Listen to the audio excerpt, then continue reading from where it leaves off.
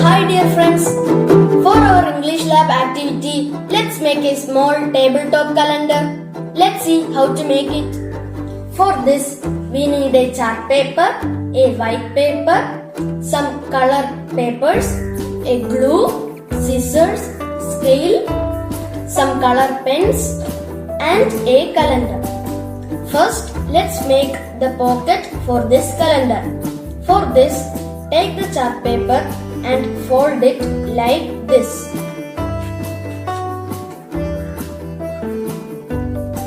Then fold it like this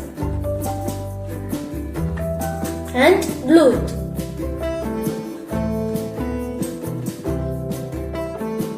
See friends, it's ready.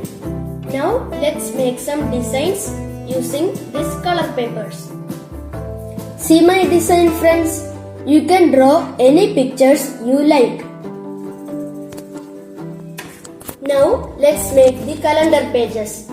Take the white paper and cut it into small pieces like this. Now using a calendar, mark the dates on it like this. January, February, March.